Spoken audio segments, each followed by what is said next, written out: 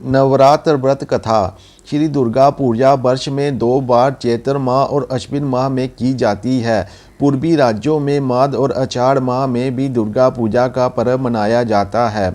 राजा जनमेजय ने श्री व्यास जी से एक बार पूछा, हे ब्राह्मण देवता, आप अत्यंत बुद्धिमान और समस्त शास्त्रों के ज्ञाता तथा पुराणों की रचना करने वाले व्यक्ति हैं।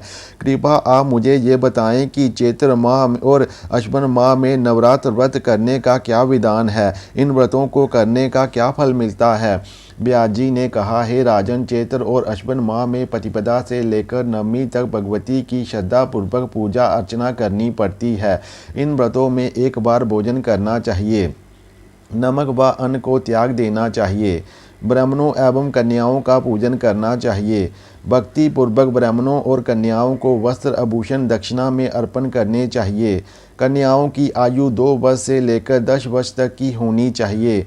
पवित्र स्थान पर माता का सिंहासन रखकर उसमें माता भगवती की पूजा और जहाँ फोटो स्थापित करें। यदि सिंहासन की व्यवस्था ना हो सके तो एक पटरी पर लाल कपड़ा बिछाकर उस पर माता को स्थापित करें।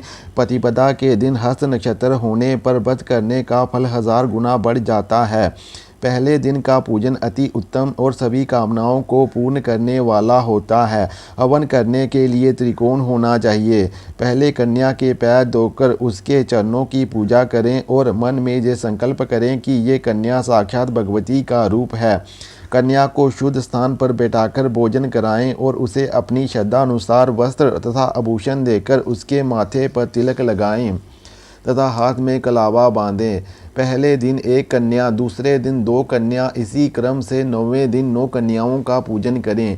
जो व्यक्ति व्रत कर रहा है उसकी अभिलाषा विजय, विद्या, वैभव तथा सभी प्रकार के सुखों की हो। उसे भगवती कल्याणी की पूजा करनी चाहिए। आत्म शक्ति और शत्रु पर विजय प्राप्ति हेतु भगवती कालिका की आराधना करनी चाहिए। दुष्ट शत्रुओं का नाश करने के लिए तथा किसी भी कठिन कार्य को पूरा करने के लिए भगवती दुर्गा की पूजा करनी चाहिए।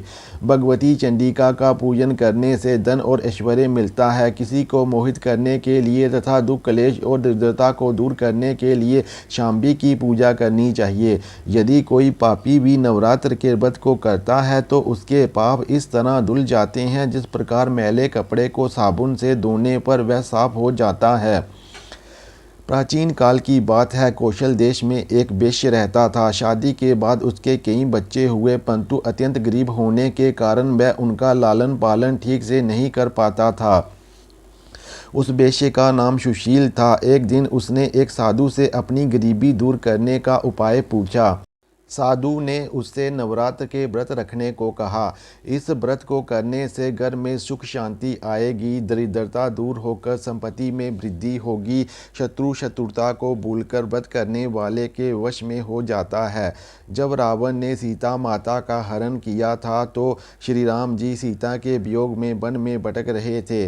तब उन्होंने भगवती के नवरात्रों का व्रत किया था। भगवती ने अष्टमी के दिन सिंह पर सवार होकर श्री रामचंद्र जी को दर्शन दिए थे। उन्होंने श्री रामचंद्र जी को रावण पर विजय का आशीर्वाद दिया था। इसी व्रत के कारण श्री राम जी को सीता जी पुनः प्राप्त हुई थी। साधु जी की बात सुनकर वह वेश्य उनके चरणों में प्रणाम करके बोला कि मैं भी अपनी दरिद्रता को दूर करने के लिए नवरात्र में देवी के व्रत करूंगा। वह प्रतिवर्ष नवरात्रों में विधि पूर्वक व्रत रखने लगा। 9 वर्ष बाद अष्टमी के दिन भगवती ने उस वेश्य को दर्शन दिए तथा वह वेश्य धन, दान और वैभव से परिपूर्ण हो गया।